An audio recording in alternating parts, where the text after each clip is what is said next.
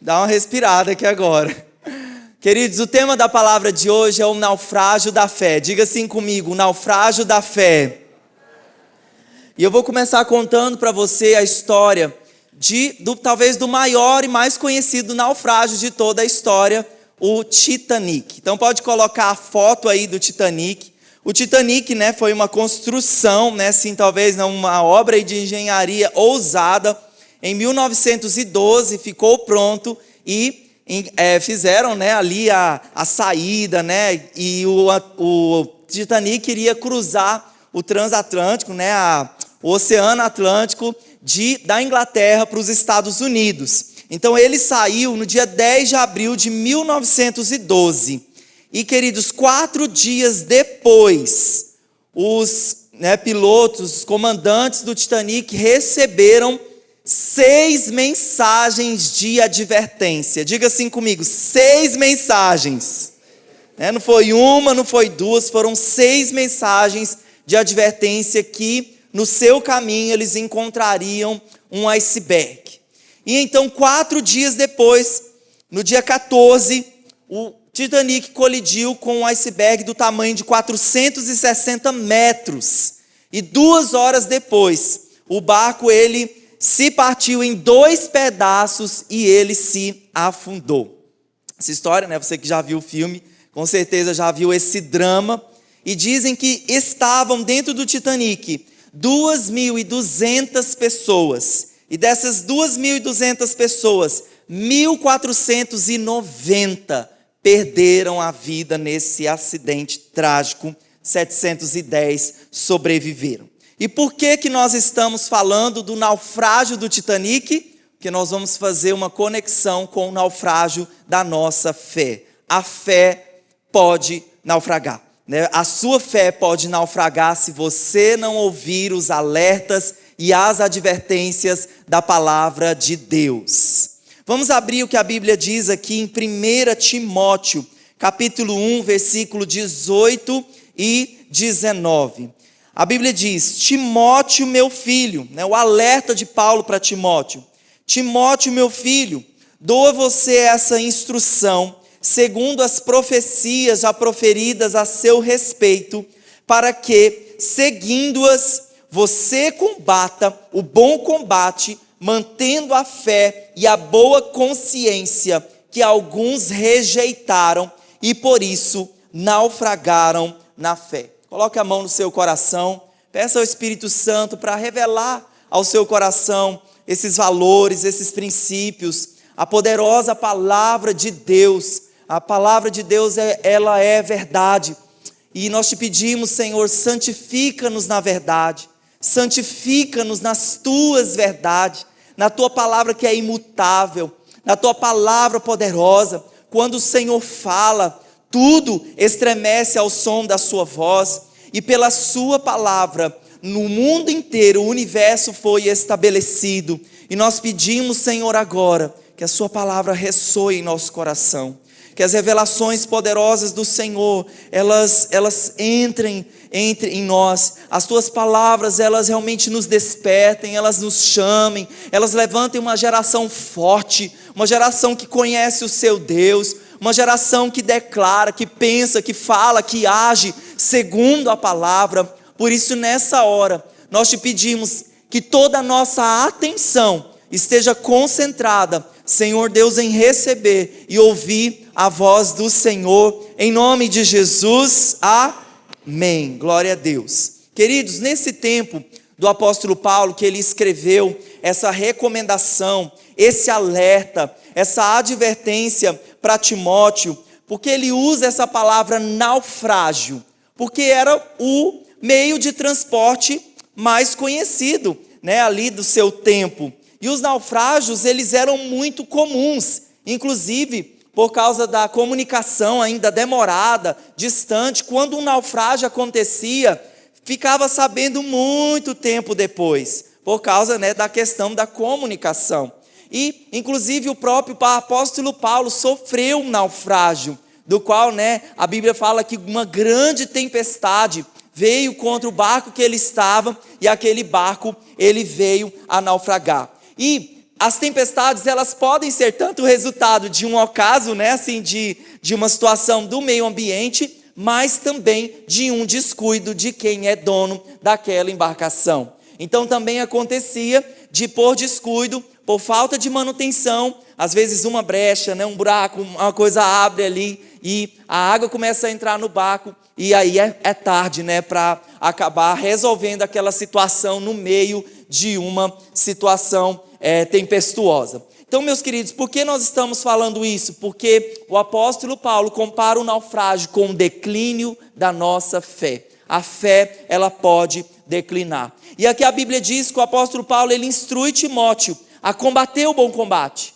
né, a batalhar diante das infiltrações de doutrinas sedutoras, da infiltração de falsos ensinos, da infiltração de, até mesmo naquela época, recém, né, a Jesus ir para o céu, mas falsos ensinos e falsas doutrinas já estavam sendo pregadas na igreja daquela época. Então o alerta de Paulo era contra os falsos mestres, os lobos que estavam vestidos de ovelha, e essa infiltração não é uma palavra profética sobre a sua vida, mas ela pode acontecer em nossas vidas, em momentos onde nós descuidamos.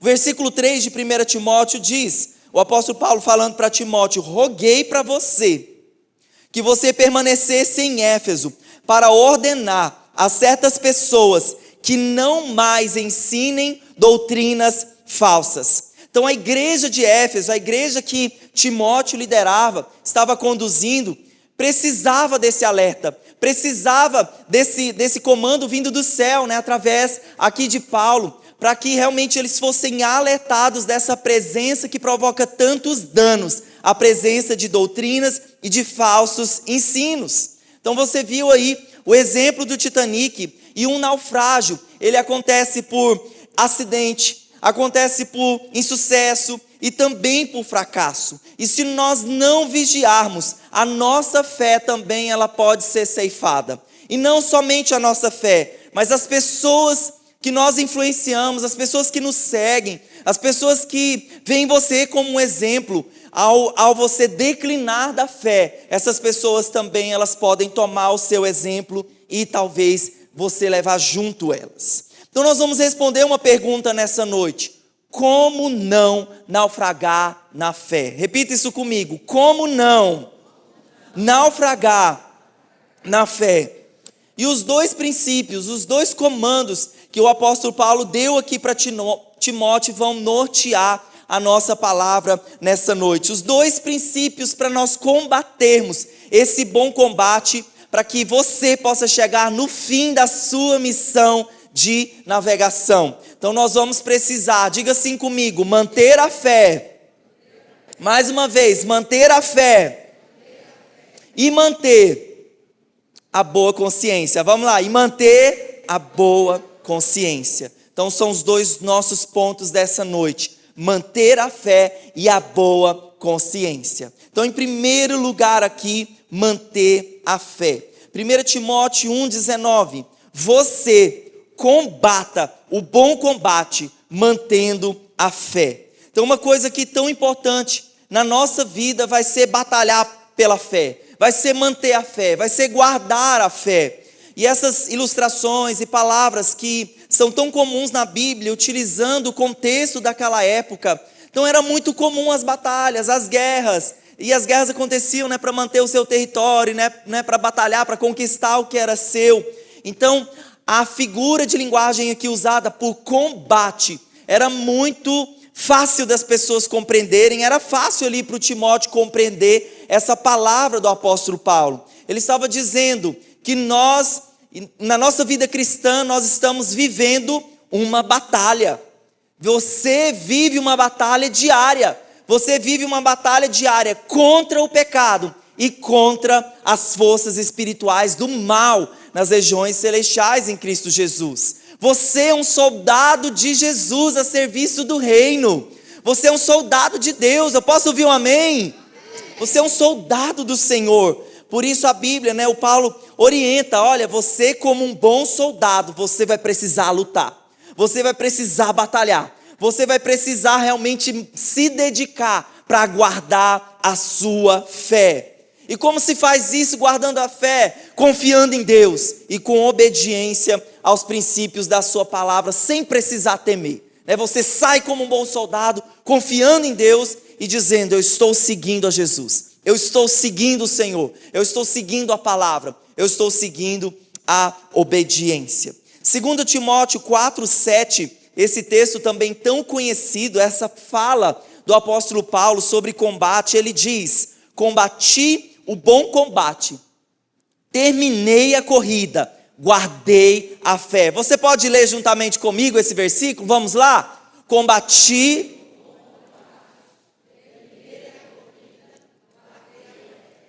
Não é só combater, batalhar, começar é muito bom, é bom os começos. Melhor é quando você conclui aquela missão e com sucesso. Então o apóstolo Paulo diz aqui: você combate esse combate, você termina esse combate, e o objetivo de tudo isso, guardar a sua fé. Então bata a mão no seu peito e fala: eu preciso guardar a minha fé. Então, meu irmão, empenhe-se para isso, porque nós vivemos dias que são desafiadores, dias que se levantam como uma grande tempestade contra a nossa fé.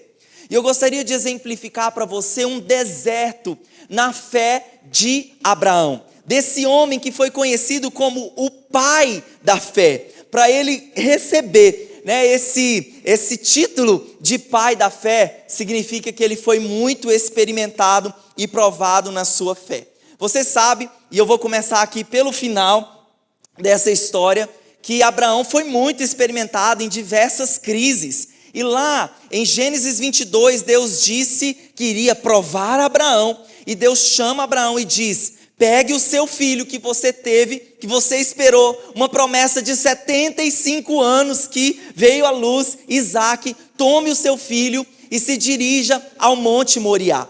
E o que mais me impressiona nessa fase da vida de Abraão, que já era uma fase mais experimentada, onde o seu nível de fé já estava um pouco mais adiante, o Abraão, ele toma Isaque e ele parte a viajar 3 dias até o Monte Moriá. E quando você lê Gênesis 22, você não vai encontrar Abraão questionando Deus. Você não vai encontrar Abraão falando: mas Deus, esperei 75 anos pelo cumprimento dessa promessa, e agora o Senhor me pede o meu filho, e agora o Senhor me pede o que o Senhor me deu. Você não encontra esse argumento, O Abraão simplesmente sai pela fé, toma seu filho, leva os seus servos, leva a madeira para o sacrifício, faz o altar do sacrifício, e ele faz isso tudo pela fé. Então nós já temos aqui um Abraão experimentado, e que Deus trabalhou no coração dele, ali nos momentos de crise que ele passou. Mas eu gostaria de voltar um pouquinho na história de Abraão, na história que está escrita lá em Gênesis 20:13, no momento onde a fé desse homem declinou, no momento onde a fé de Abraão apresentou um murmúrio de incredulidade, um murmúrio de declínio. Então a Bíblia conta que o Abraão estava conversando com Abimeleque, que era um rei ali, um governante, e você sabe que a Bíblia diz que o Abraão, ele mentiu por 2 vezes. Então assim, naquela época onde eles eram nômades, onde eles tinham que se deslocar de um lugar para outro, a Bíblia fala que o Abraão teve medo, dos homens da terra, e por isso ele mentiu que Sara era sua irmã, que de fato ela era uma parente mesmo, mas ela era sua esposa, mas ele quis ocultar isso, e isso aqui nós vemos aqui uma grande crise na fé de Abraão. Acompanhe comigo o versículo 13, essa conversa com Abimeleque, porque Abimeleque descobriu que Sara não era irmã de Abraão, ela era algo mais, ela era sua esposa. E aí naquela conversa, Abraão solta isso que nós vamos ler, ele diz: e quando Deus me fez sair errante da casa do meu pai. Diga assim comigo: errante. Palavra-chave desse versículo é essa palavra errante. Então, na tentativa de se auto-justificar, por que ele tinha mentido naquele processo, ele está falando aqui: eu saí errante da casa do meu pai. E aí eu fazendo, meditando sobre esse texto, eu pensei assim, mas como? Mas como Abraão, ele está dizendo, saí errante da casa do meu pai. E aí, a gente vai procurar o significado da palavra para saber se é aquilo mesmo que está escrito ali. E a palavra errante é errante mesmo, o significado dela. Mas também significa sair vagueando, perambulando, cambaleando. Eu falei assim, mas como? O Abraão, dizendo que saiu da sua terra, da sua parentela, como se fosse um bêbado, sem rumo, sem... Quem que já viu, alguém assim, desorientado? Olha o que Abraão estava falando, sair vagueando da casa do meu pai. E eu fiquei pensando assim, opa, não foi bem assim não essa história, seu Abraão. Porque Deus deu para ele promessa.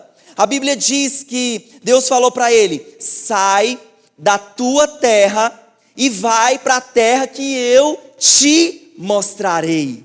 Deus disse para ele, eu vou te mostrar a terra. Então ele não estava saindo desorientado na vida, como cambaleando, como realmente sem rumo, não. Ele tinha uma promessa que Deus havia dado para ele. Eu te mostrarei a terra que você deve ir. E eu fiquei pensando aqui, que esse realmente foi um momento onde a boca de Abraão confessou algo que o seu coração estava passando. Uma crise na sua fé. Sem saber, tantas incertezas, e tantas pessoas estão vivendo assim, tantas incertezas, sem rumo na vida, sem saber o que fazer, sem saber que rumo tomar. O nosso pastor Jackson, ele vivia dizendo essa frase, talvez ele repetiu milhares de vezes aqui, sobre a coragem. Então ele dizia assim, olha, coragem não é ausência de medo, é enfrentar o medo. Porque nós estamos lidando aqui com alguém que disse, eu tive medo, por isso menti. E justificando o seu pecado, o seu erro, dizendo, eu saí errante, eu estou errante, eu acho que esse negócio não está bem certo. Então, meus queridos, coragem é diferente de fé. Coragem é um ato do ser humano, é um ato da nossa vontade, é um ato do homem. E já a fé é a confiança na palavra de Deus, é confiança nas promessas, confiança nas escrituras. A Bíblia diz, 1 Coríntios 16:13, estejam vigilantes, mantenham-se firmes na fé, sejam homens de coragem, sejam fortes. Eu declaro essa palavra sobre a sua vida. Esteja vigilante, mantenha-se firmes na fé, seja homem e mulher de coragem, seja forte. É lógico que a fé, ela vai estimular a coragem. E nesse caso, Abraão não teve nem fé e não teve nem coragem. Por isso ele diz, e eu fiquei pensando, mas por que ele precisou mentir assim? Mas por que ele tinha a promessa, ele tinha a palavra do Senhor e ele precisou falar isso, colocar isso para fora, confessar isso? O que acontece aqui é que a fé de Abraão estava sendo testada pelo Senhor. E nós precisamos desses testes na nossa fé. Esses testes, eles servem para o nosso crescimento. Querido, você quer entrar em novos níveis de fé? Você quer entrar num nível de fé como esse? Deus pediu para Abraão, alguns anos depois, pega o seu filho, sacrifica o seu filho para mim. E Abraão sair sem questionar. Então você vê, Abraão cresceu no nível de fé. E eu digo para você, se você quer crescer em níveis de fé, dê boas respostas nas provas de fé, nas provas que Deus está dando, para testar a sua fé. E ele tinha uma promessa de Deus, olha a promessa poderosa, complementando a promessa. De ti, Abraão, farei uma grande nação. De ti, eu te abençoarei, eu lhe engrandecerei o nome. Apesar de ter toda essa palavra afirmando, chamando, direcionando ele, a fé de Abraão declinou. A fé de Abraão estava realmente bem no nível bem baixo. E quantos de nós também, nós não estamos enfrentando momentos como esse? E é normal, querido, está tudo bem. Isso é bom para o seu aperfeiçoamento, isso é bom para a sua transformação. Mas a pergunta que nós devemos fazer, por que o Abraão via como um erro? Por que o Abraão via que aquela aquela jornada, naquele momento da vida dele era um erro. Sabe por quê? Porque o desconhecido nos assusta. Talvez é o sentimento do Arley e da Ana nesse novo tempo. O desconhecido. Não sabemos das pessoas que nós vamos conviver. Não temos ainda, assim, uma igreja, uma célula. Então assusta o desconhecido. E é isso que muitas vezes, a nossa fé, nós precisamos estar em alerta para não decairmos o nível da nossa fé. E uma das coisas aqui presente foi o que Abraão estava confessando. Aquilo que Abraão estava falando. E a minha pergunta para você: o que você está falando no seu dia mau? O que você está falando no dia da sua adversidade? O que você está falando diante dos desconhecidos que você talvez está enfrentando nesse momento? Eu vou falir. Meu casamento já morreu. Meu filho, deixa nas mãos do diabo, deixa que o diabo cuida agora, porque nem Deus cuida. Então essas palavras estão tanto de bênção, É melhor que for palavra de bênção. Confessar a palavra de bênção. Não, meus filhos são do Senhor, meus filhos são herança do Senhor. Meu casamento eu estou vivendo o melhor dos dias, mesmo não vivendo. Mas já estou falando, já estou declarando em fé. Então é tão importante isso, porque nós temos que lutar contra essa confissão de incredulidade. Olha o que Jesus falou sobre o poder das nossas palavras. Mateus capítulo 12, versículo 36. Mas eu digo que no dia do juízo, os homens haverão de dar conta de toda palavra inútil que tiverem falado. Meu querido, você vai dar conta de toda palavra inútil que tenha saído da sua boca. Por suas palavras vocês serão absolvidos, e por suas palavras vocês serão condenados. Então você vai precisar, o alerta não haja com incredulidade. Vigie o conteúdo das suas palavras. Vigie aquilo que você está falando, porque é um princípio no reino do Espírito. Romanos 10:10 diz: porque com o coração se crê para a justiça, e com a boca se confessa para a salvação. Esse é um princípio no reino espiritual. A importância de crer com o coração e de confessar com os lábios. Então se meu coração está tão cheio de incredulidade, é isso que você vai falar. A boca fala do que está cheio o coração. Mas se eu estou cheio de fé, estou cheio da palavra da vida, mesmo diante de incertezas, eu olho para o alvo, eu olho para Jesus, eu olho para o Senhor, eu coloco os meus olhos sobre os montes, eu declaro: o Senhor é o meu forte refúgio, a minha fortaleza, socorro bem presente nas tribulações. Mas se eu não conheço a Bíblia, mas se eu não conheço a palavra de Deus, o que vai estar cheio o meu coração? Realmente de incredulidade. E como fazer para nós mantermos a nossa fé? O apóstolo Paulo fala para Timóteo, versículo 18 e 19. Timóteo, meu filho, eu dou a você essa instrução, segundo as profecias proferidas a seu respeito, para que, seguindo-as, você combata o bom combate, mantendo a fé. Então Paulo está dizendo para Timóteo: quer manter a fé? Então siga as palavras proféticas que você recebeu.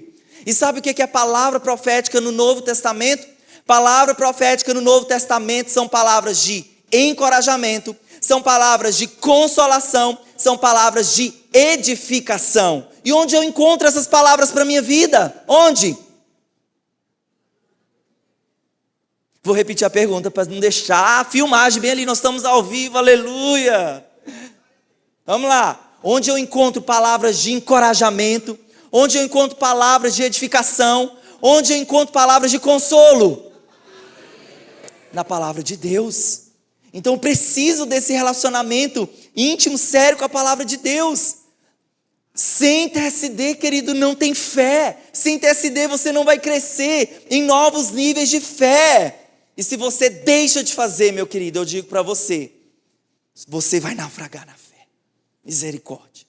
Você vai naufragar na fé, não sou eu que estou falando, é a Bíblia. Jesus disse, Mateus 22, 29, errais, não conhecendo as Escrituras e nem o poder de Deus. Eu recebi um vídeo nessa semana, e quando os irmãos começam a me mandar o mesmo vídeo várias vezes, eu estou falando, é para passar lá na igreja domingo. Então eu queria ver, que você visse agora esse vídeo que fala desse conteúdo, né, sobre a busca da palavra de Deus, sobre sermos cheios da palavra de Deus. Amém? Pode colocar aí.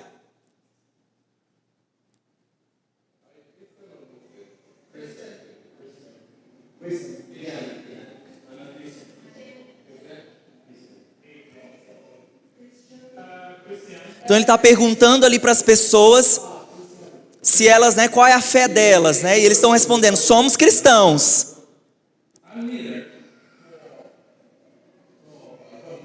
E a segunda pergunta é: você pode falar um trecho da Bíblia de cor?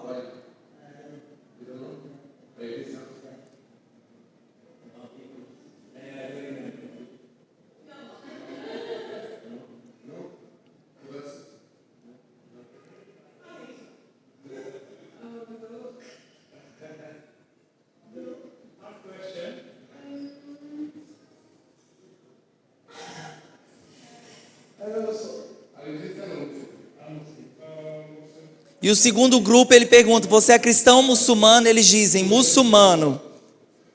Eles dizem: você pode dizer algum trecho do Alcorão?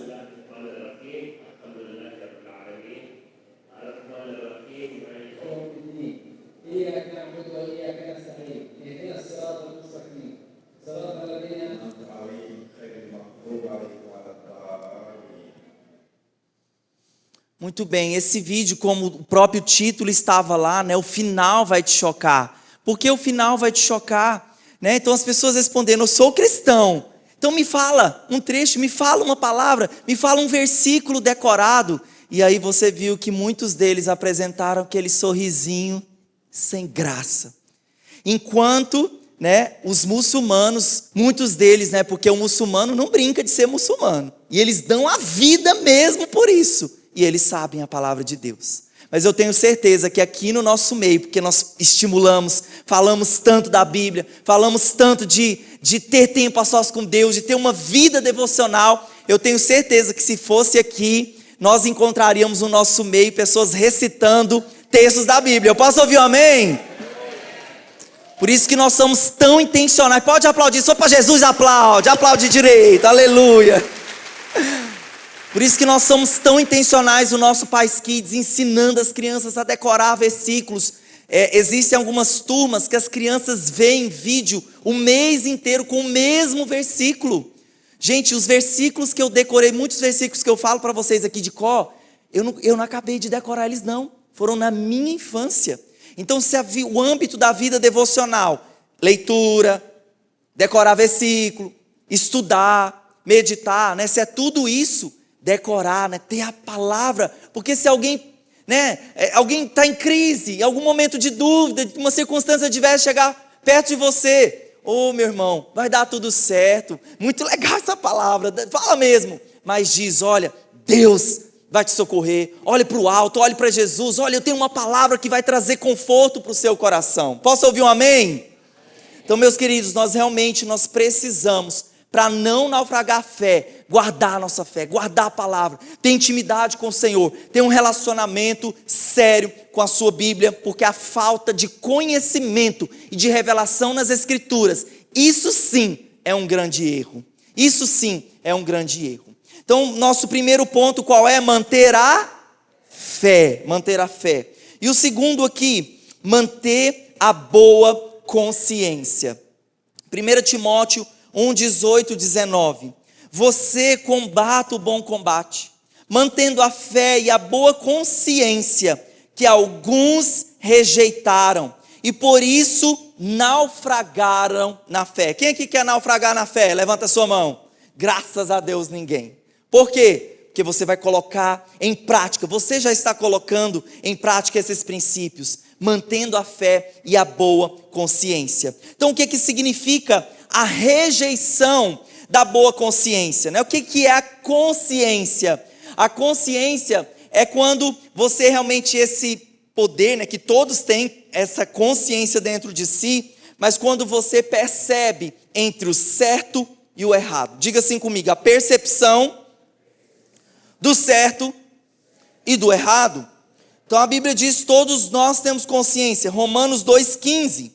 Pois mostram que as exigências da lei estão gravadas em seu coração, Disso dão testemunho também a sua consciência e os pensamentos dele, ora acusando, ora defendendo. Então a boa consciência é essa capacidade que nós temos de diferenciar, de entender, de compreender entre o certo e o errado e de, com certeza, de acordo com os princípios da palavra de Deus, escolher sempre o certo.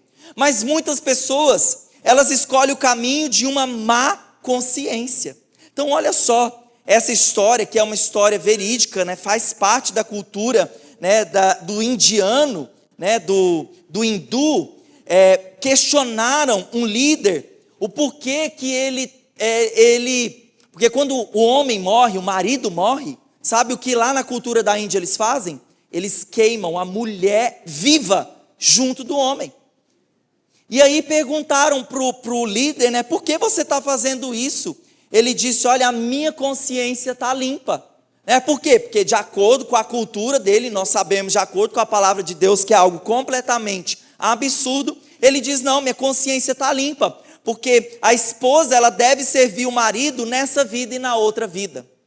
Então é lógico, quando você compara, né, quando você realmente coloca a Bíblia, né, a verdade com respeito a essas situações, você acha, como vocês falaram aí, misericórdia, isso é um absurdo. Mas muitas pessoas, elas têm realmente adquirido uma má consciência, ou seja, escolhendo o erro, escolhendo a mentira para si. 1 Timóteo 3, 1, 3 a 4, o que estava acontecendo? Roguei que você permanecesse em Éfeso, para ordenar a certas pessoas que não mais ensinem doutrinas falsas, e que deixem de dar atenção a mitos e genealogias intermináveis, que causam controvérsias. O que estava acontecendo? A mistura de histórias gregas, a mistura de histórias judaicas que não estavam no cunho da lei, e tudo isso estava se misturando ao ensino da palavra de Deus, aos ensinos de Jesus. E o apóstolo Paulo, ao perceber, ao ouvir as pessoas compartilhando e falando, opa, tem alguma coisa errada, né? De acordo com os princípios fundamentais da doutrina, essas coisas, né, tem infiltração no meio do povo de Deus, tem infiltração na navegação. Então o apóstolo Paulo diz para Timóteo, né, combata o bom combate, né, mantenha a boa consciência, e a nossa consciência ela é alimentada com os valores do reino.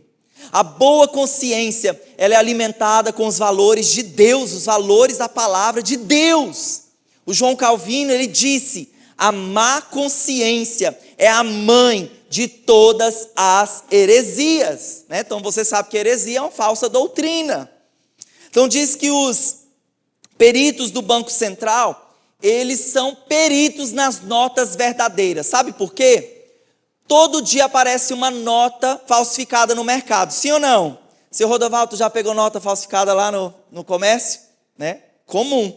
E os peritos do Banco Central, eles não ficam se especializando nas falsificações. Por quê? Porque aparece uma nova todos os dias. Então, que eles são craque, eles conhecem a verdadeira. Eles conhecem a nota verdadeira, a moeda verdadeira. Então eu poderia citar para você, começar citando várias doutrinas falsas, várias ramificações de doutrina falsa, mas eu creio que é importante para você conhecer a verdade. Eu estava conversando com uma pessoa nessa semana, a pessoa disse que estava lendo um livro, que tinha até Jesus na capa, o nome de Jesus na capa, e a pessoa lendo o livro e identificou lá uma baita de uma heresia, de uma coisa assim, opa! E aí ela bateu foto, me mandou, riscou assim. Sabe por quê? Que ela soube identificar naquele livro algo, né, um estranhamento, uma infiltração, porque essa pessoa conhece a palavra de Deus, porque essa pessoa tem relacionamento com a palavra de Deus. Quando ela vê o erro, alerta, ela sabe, opa, tem alguma coisa errada aqui, tem alguma coisa que não está certa. Então nós poderíamos listar várias heresias, mas o que é importante para você, conheça a palavra de Deus, conheça o nome do Senhor. Nessa semana teve uma polêmica aí com respeito às universidades, né, assim e tal, né, não mande seu filho para a universidade, mas eu sou uma prova, passei por uma universidade federal, e eu quero dizer para você, que, né, nos meus anos de universidade, minha fé não foi lá embaixo não declinou não. Na verdade, foi o tempo de avivamento da minha vida. Mas por quê? Porque eu estava estabelecido sobre os princípios da palavra de Deus. E quando confrontada a minha fé na universidade, eu soube dar uma resposta, eu soube me posicionar, eu soube rejeitar o erro. Então nós precisamos estar lá sim, porque bons profissionais vão se levantar no mercado e pessoas que eu como pastor não vou poder alcançar, mas você como um bom profissional, munido da palavra, munido do evangelho, vai poder se especializar e se capacitar, em nome de Jesus, amém. Então nós precisamos estar lá sim, mas começa hoje você pai instruindo o seu filho na palavra de Deus, porque senão ele chega mesmo lá vulnerável a doutrinas que são realmente falsas e infiltram e vão infiltrar e com certeza vão abalar a fé do seu filho. Então meus queridos, quem rejeita uma boa consciência está continuamente rejeitando a vontade de Deus. E como começa a infiltrar? Como a água começa a encher? Quando essa pessoa rejeita a obediência. Quando ela rejeita os princípios da palavra de Deus. Quando ela declara assim, não, eu não confio no Senhor. Né? Quando ela começa a tomar decisões na sua vida que apontam para um posicionamento e uma atitude que aquela pessoa não confia em Deus. E quando vai ver essa mulher um dia, esse homem e essa mulher um dia acordam e falam assim, eu acho que eu não creio mais em Deus. Mas é todo um processo, é todo um passo a passo, onde essa pessoa foi se afastando, onde essa pessoa foi realmente perdendo o primeiro amor, a primeira paixão por Jesus. Tito 1, versículo 15 e 16, a Bíblia diz, para os puros, todas as coisas são puras, mas para os impuros e descrentes, nada é puro, de fato. Tanto a mente quanto a consciência deles estão corrompidas. Eles afirmam que não conhecem a Deus, mas por seus atos o negam. São detestáveis, desobedientes e desqualificados para qualquer obra. Então realmente esse infiltramento ele gera isso, né? Um testemunho detestável de desobediência. E realmente essa pessoa que acaba caindo nesse engano é desqualificada para a obra do Senhor. Então você sabe, o pecado é uma coisa séria ou não é? Sim ou não? Pecado é muito sério, mas tem uma coisa muito mais séria, que pecando é você relutar continuando uma vida de pecado. Relutar de repente não se examinando, se autoexaminando, dizendo Deus, sonda o meu coração, será que esse comportamento agrada a tua presença de acordo com a tua palavra? Então a pessoa vai pecando, ela não fica se examinando, ela realmente, como a gente usa a ilustração, né, ela peca, né? Não sei se você já se sentiu assim, mas às vezes eu fui pecar e meu coração começou quase saindo para fora. Mas a pessoa que vai acostumando com o pecado, o coração dela vai cauterizando, vai ficando como uma pedra, totalmente duro, totalmente insensível. E aí qual que é o nível que essa pessoa vai chegando? Ela eu vou procurar aqui na internet, eu vou achar com certeza alguém que escreveu sobre esse tema, porque eu quero justificar o meu pecado. Não, eu vou encontrar na Bíblia uma verdade para me justificar o meu pecado. Então quantas pessoas estão assim procurando por aí doutrinas para acariciar, acomodar o seu pecado. O versículo 19 e 20, a Bíblia fala de dois homens, duas influências, né? Não queria dizer que foi o Himeneu e o Alexandre, mas dizendo que é uma influência espiritual, né? Essas doutrinas falsas. O apóstolo Paulo disse, mantendo a fé, versículo 19, mantendo a fé e a boa consciência, que alguns rejeitaram e por isso naufragaram na fé. Entre eles estão Himeneu e Alexandre, os quais entreguei a Satanás, para que aprendam a não blasfemar. Então o Himeneu e o Alexandre aqui, né, são exemplos, eram pessoas que conviviam na igreja, que estavam na igreja, mas acabaram vacilando na fé. E o Paulo precisa alertar, Timóteo, eu alerto você à presença de pessoas do nosso meio, realmente com o coração afastado do Senhor, aceitando falsas doutrinas. Aqui ele disse que o apóstolo Paulo entregou eles para Satanás, eles foram excomungados da igreja, eles tiveram que ser expulsos da igreja. Talvez foram lá alguém com amor e carinho, olha meu irmão, não está certo. Não está certo seu comportamento, não está certo a sua linha de pensamento, não está certo isso que você está falando. E a Bíblia fala aqui que eles blasfemaram o nome de Jesus. Então você sabe, né, naquela história onde os religiosos dizem que Jesus estava expulsando os demônios pelo poder de Beelzebu. E aí Jesus disse para ele, olha, o pecado contra o Espírito Santo, a blasfêmia contra o Espírito Santo é imperdoável. Então o que significa a blasfêmia? É quando uma característica, o caráter do Senhor é injuriado, é caluniado. Então um pecado tão sério, e esses homens, a Bíblia diz que eles estavam blasfemando o nome de Jesus. O Hernandes Dias Lopes diz, definindo essa blasfêmia, ele diz, a blasfêmia contra o Espírito é a atitude de negar a obra de Deus em Cristo pelo poder do Espírito Santo. Então, através dos argumentos deles, através, daquilo que eles estavam falando, eles estavam negando a obra de Jesus e o poder do Espírito Santo. E o resultado é que o apóstolo Paulo excomungou Himeneu e Alexandre da igreja, porque de repente não encontrou arrependimento no coração deles. E o significado, eu queria que nós abordássemos, abríssemos um pouquinho o nome de Himeneu e Alexandre, para nós entendermos que tipo de influência, para nós, como alerta, não cairmos nesse tipo de engano. O nome Himeneu significa festa de casamento. Então você já foi no casamento com aquela música assim, de violino, tão agradável, aquela melodia tão agradável, tão envolvente, aquela valsa. E o nome aqui, essa música que é tocada ali é uma música envolvente. Então a pessoa que realmente está, nessa situação, nesse engano, de cair nesse engano, a pessoa é muito envolvente. Às vezes é aquela pessoa que mostra uma excelente aparência, ela fala bem, ela mostra ali uma vida, ela talvez está só mostrando. E sabe por quê, esse tipo de influência, essa aparência? 2 Timóteo 2,17, a Bíblia diz, o ensino deles alastra-se como câncer.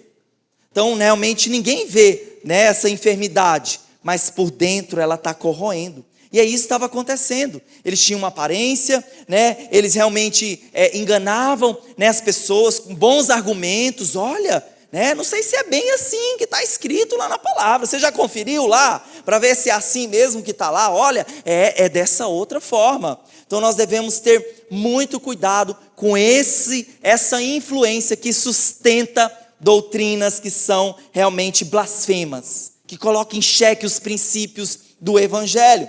Então diga assim comigo, Himeneu. Em segundo lugar, o Alexandre.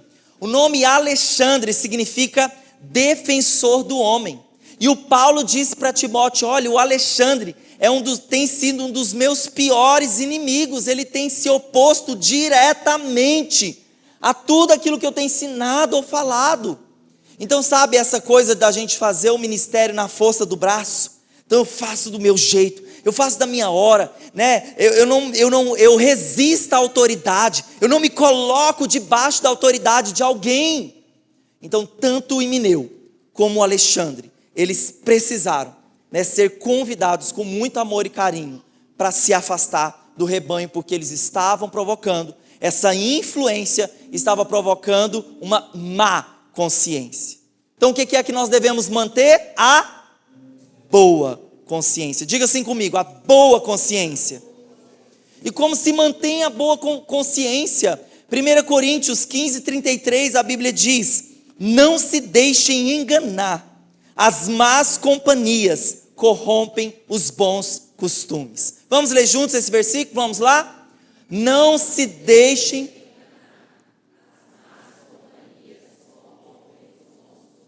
Eu pergunto para você, quem são os seus amigos? Quem são as pessoas que você tem uma aliança?